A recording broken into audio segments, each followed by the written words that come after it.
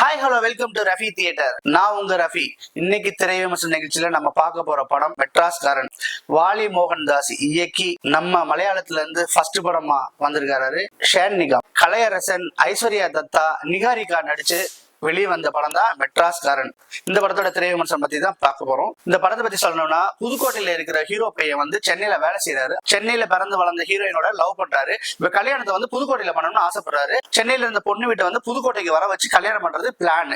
So இந்த மாதிரி கல்யாணம் ஏற்பாடு பண்றாங்க. பொண்ணு குடும்பம் வந்து பாத்தீங்கன்னா முத நாளே வந்து புதுக்கோட்டையில இறங்கிருது. ஆனா அந்த பொண்ணு என்ன சொல்றா, என்னடா அந்த ரூம் சரியில்லை, என்னடா சாப்பாடு அரேஞ்ச் பண்ணிருக்க, இப்படிமா அந்த மாதிரி வழக்கம் போல சொல்ற மாதிரி ஒரு யதார்த்தமா வந்து அவங்க பேசுறாங்க. இவள் நீ புருடி, நம்ம கல்யாணம் ஆகிற வரை கொஞ்சம் அட்ஜஸ்ட் பண்ணி அப்படி இப்படின்னு சொல்றாப்ல ஹீரோ.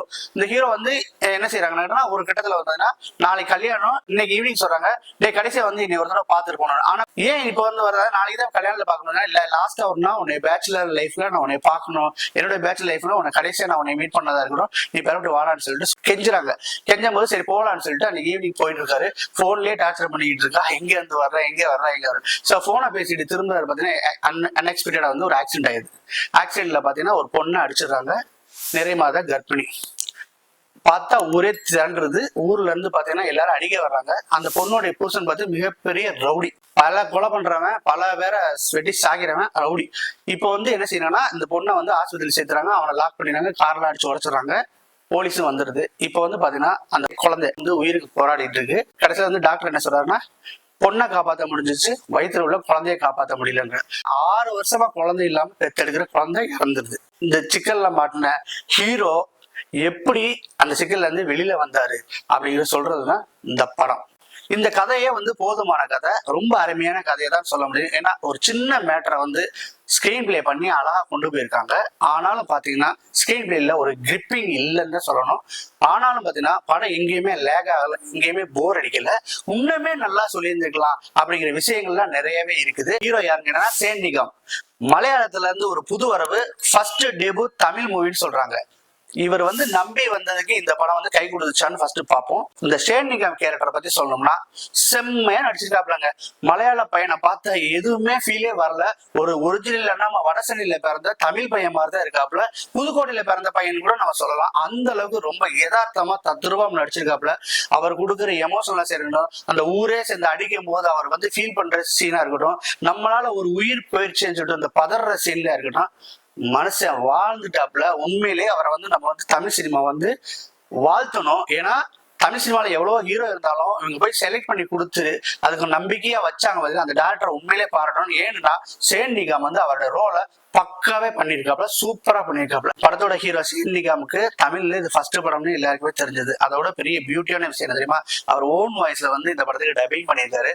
அவர் பேசுற ஒரு அழகான மலையாளம் கலந்த தமிழ் வந்து ரொம்ப இனிமையா இருக்கு. நம்மளுக்கு தெரியும், ஓ மலையாள ஹீரோவா அப்படி சொல்ற அளவுக்கு இருந்துச்சு. ஆனாலுமே வந்து நம்ம மக்கள் எல்லாம் ஏத்துக்கிட்டு நல்லாவே சிரிச்சாங்க. அவர் வந்து வரவேற்கப்பட வேண்டிய ஆள் தான் தமிழ் சினிமாவுக்கு.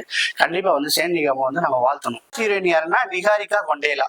அவங்களும் பாத்தீங்கன்னா ரொம்ப அழகாவே இருக்காங்க, அந்த கேரக்டருக்கு ஏற்ற மாதிரி. ஆனா பாத்தீங்கன்னா அவருக்கு எழுதப்பட்ட ரோலே வந்து ரொம்ப ரொம்ப கம்மி. நம்ம அந்த ஆக்சிடென்ட் பண்ணாங்க இல்லையா, அந்த பொண்ணு யாருன்னு கேட்டீங்கன்னா நம்ம ஐஸ்வர்யா தத்தா. பிக் பாஸ்ல ஷட்டப் பண்ணுங்கன்னு சொல்லி இருந்துச்சுல, அந்த பொண்ணுதான் வந்து அந்த ஆக்சிடென்ட் பண்ணாங்க இல்லையா, அவங்க செகண்ட் ஹீரோயின். அவங்க யாருன்னா ஐஸ்வர்யா தத்தா. ஐஸ்வர்யா தத்தா யாருன்னு தெரியல, பிக் பாஸ்ல பண்ணுவாங்களா, செட்டப் பண்ணுங்கன்னு சொன்னாங்களே, அந்த ஐஸ்வர்யா தத்தா தான் அவருடைய ஹீரோயின். ஹீரோனுடைய ஹஸ்பண்ட் யாருன்னு கேட்டாலும் நம்ம கலையரசன்.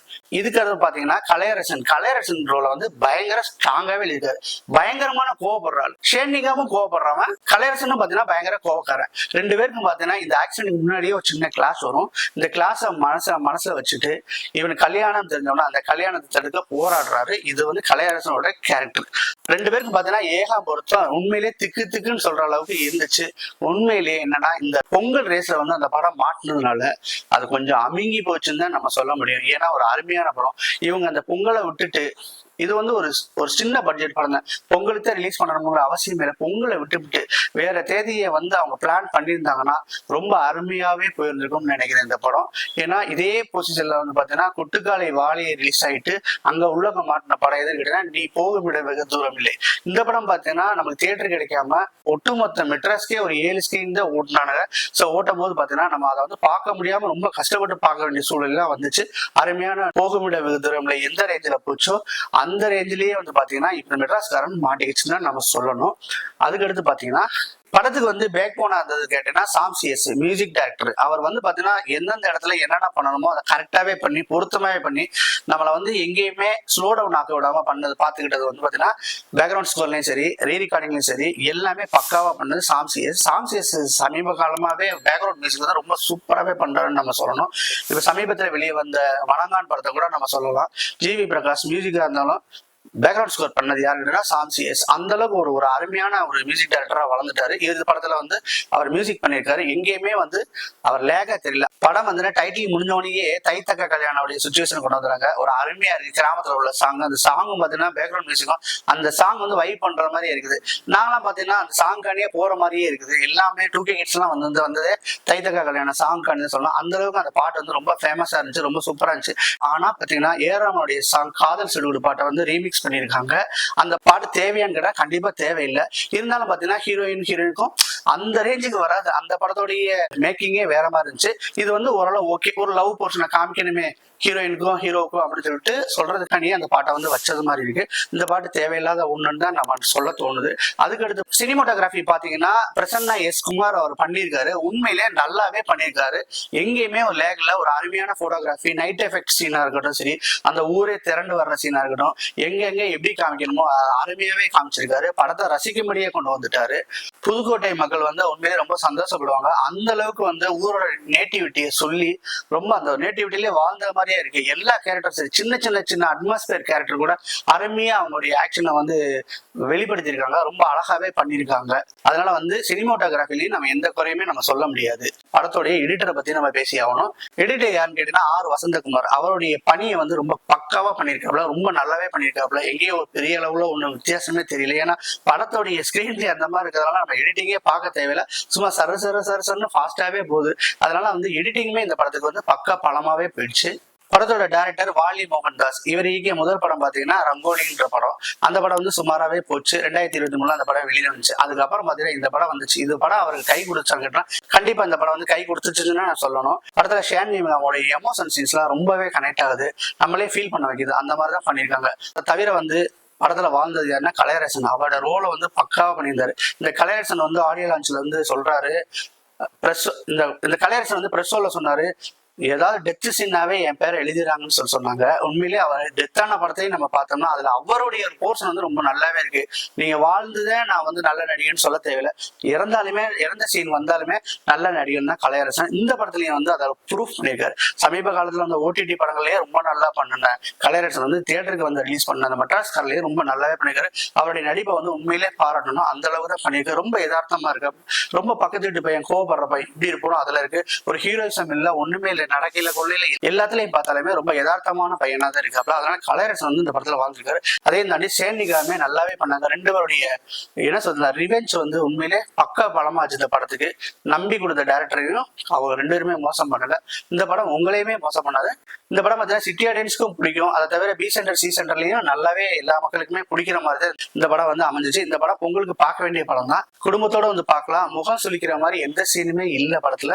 அவ்வளவு நல்லா பண்ணியிருக்காங்க. இந்த படம் பார்த்தீங்கன்னா உங்களை கண்டிப்பா திருப்தி படுத்தும்னு சொல்லணும். ஃபேமிலியோட குடும்பத்தோட வந்து பார்க்கலாம். உங்களுக்கு டைம் கிடைச்சா அந்த படத்தை நிச்சயமா வந்து தியேட்டர்ல பார்த்து என்ஜாய் பண்ணுங்க. டைம் கிடைக்காதுங்க OTTல வரும், வந்து பார்த்து என்ஜாய் பண்ணுங்க. இந்த படத்துக்கு என்னோட ரேட்டிங் பார்த்தீங்கன்னா 10க்கு 8 கொடுப்பேன். ஏன்னா அந்த அளவுக்கு உள்ள அம்சங்கள்லாம் எல்லாமே இருக்குது. இந்த படத்தோடைய ஸ்கிரீன் பிளே மட்டும் இன்னும் நல்லாவே டைட்டா பண்ணி இன்னும் நல்லா ஒரு சில சீன்ஸ் எல்லாம் வந்து ஆட் பண்ணியிருந்தா ரொம்ப நல்லா இருக்கும். இந்த பொங்கல் ரிலீஸ்ல வந்து அந்த படம் கொஞ்சம் மாட்டினது வந்து ரொம்ப வருத்தமா இருக்கு. இதெல்லாம் பொங்கல் ரிலீஸ்ல வர வேண்டிய அவசியமே இல்லை. தனியா ஒரு டேட் போட்டு வந்திருந்தா கூட இந்த 4 படம் 6 படம் ரிலீஸ் ஆகுது இல்லையா, அந்த பிரச்சனையை வந்து இது சமாளிச்சுக்கணும் தான் நினைக்கிறோம். இப்ப அடுத்து பாத்தீங்கன்னா காதலிக்க நேரம் ரிலீஸ் ஆக போகுது, நேசி பையா ரிலீஸ் ஆக போகுது, மதகஜ ராஜா ரிலீஸ் ஆக போகுது, தருணம் வேற ரிலீஸ் ஆகுது. அதனால இத்தனை படங்களுக்கு மத்தியில வந்து அந்த மெட்ராஸ்காரங்க எப்படி ஓட போகுதுன்னு தெரியல. ஆனா அந்த படத்தை வந்து மோசம் கிடையாதுங்க. கண்டிப்பா ஒரு தடவை பார்க்க வேண்டிய படம் தான். இந்த வீடியோ பிடிச்சிருந்துச்சுன்னா லைக் பண்ணுங்க, ஷேர் பண்ணுங்க, கமெண்ட் பண்ணுங்க. ரஃபி தியேட்டரை மறக்காம சப்ஸ்கிரைப் பண்ணிருங்க, பெல் பட்டனை கிளிக் பண்ணிருங்க.